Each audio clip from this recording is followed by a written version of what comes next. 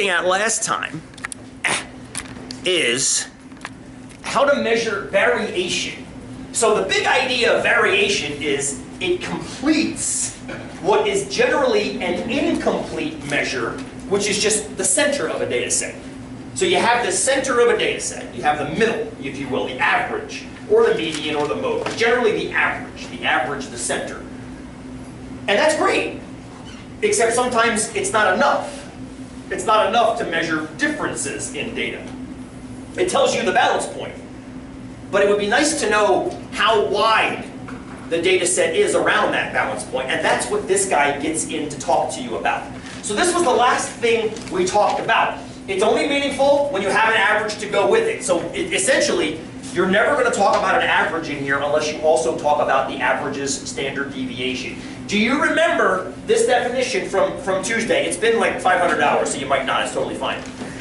The average distance between the sample average and the data. Remember doing that with Bert? I think we did with Bert by hand or Ernie by hand. I forget who we did by hand.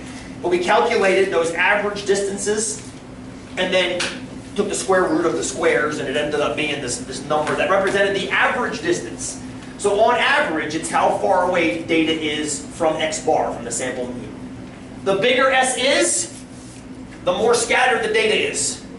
And the smaller S is, the more consistent or the more clustered the data is. And why did I put big and small in quotes? This was the very last thing we talked about on Tuesday, why big and small were in quotes. You remember why? It's been, like I said, like 1,000 hours, so you might not remember why. It's hard to define what big or small is. Thank you, Aaron. Forget the example. No, but it's okay. The examples are relevant. You nailed it. Big is relative to what you're talking about. You know, I think the example I said was, is 0.1 big or small? Oh, yeah. And almost everybody said it's small. I was like, okay. Well, then you have to ask, what's the unit? What if it's 0.1 miles? A tenth of a mile? That seems pretty big, doesn't it? Suppose you're talking about the guidance delivery of a large rocket that talking about shooting an ICBM or something like that. 0.1 miles might be a ridiculous variance to be talking about. The tenth of a mile off? That's the difference between hitting my house and hitting something else. And that's a problem. So you can't just look at a number and say 0.1 small. It might not be small. Now, suppose it's 0.1 inches over the course of 10 miles. Then all of a sudden we're talking about, okay, that's tiny.